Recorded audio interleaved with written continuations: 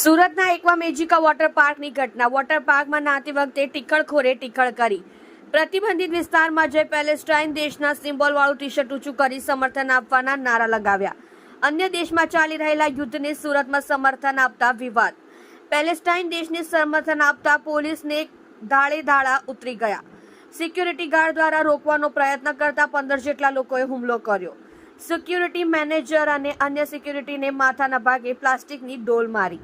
હાલ પોલીસે 15 ટીખળખોરને round up કર્યા. સમગ્ર મામલે વધુ તપાસ હાથ ધરી. Byte P K Patel, ACP. તમે જોઈ રહ્યા છો SD ન્યૂઝ ચેનલ ફેઝર શેખની સાથે.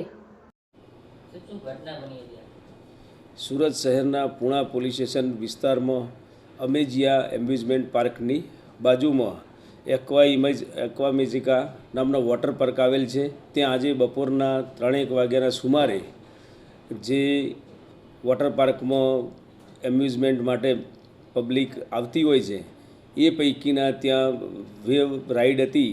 ત્યાં આગળ એક વ્યક્તિએ કે જે સ્ટેજ ઉપર જવાની જગ્યા ના હોય તે જગ્યાએ ચડી જઈ અને બૂમાબૂમ કરેલી અને પોતે એક ટી શર્ટ પહેરેલી એ ટી શર્ટ ઊંચી કરી અને લોકોનું ધ્યાન ખેંચે એ પ્રકારની હરકત કરેલી, જેથી એ ટી શર્ટ ઉપર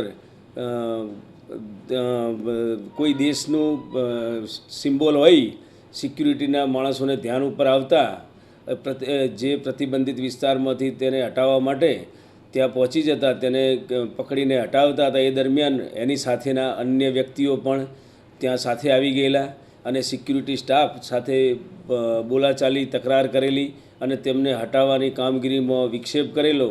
અને એ દરમિયાન 8 થી 10 માણસો તેના ગ્રુપના ભેગા થઈ અને સિક્યુરિટી સાથે બોલાચાલી ગેરકાયદેસર મંડળી રચી અને બોલાચાલી કરેલી અને નજીકમાંથી પ્લાસ્ટિકની ફાયર સેફ્ટી ડોલ લઈ અને એક વ્યક્તિએ સિક્યુરિટી સ્ટાફને હાથે અને બીજા વ્યક્તિને માથાના ભાગે મારેલી.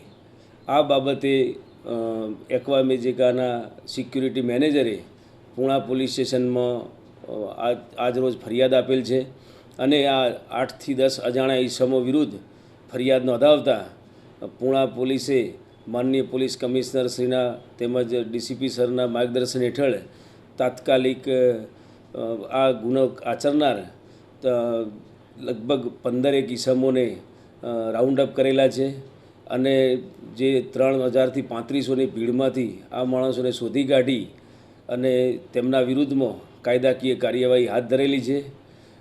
આ સમગ્ર ઘટના જ્યારે બની ત્યારે મેસેજ મળતા તાત્કાલિક પૂણા પોલીસ સ્ટેશનની ટીમ ઘટના સ્થળે પહોંચી જઈ અને પરિસ્થિતિ કાયદો અને વ્યવસ્થાની પરિસ્થિતિ સંભાળી લીધેલ છે.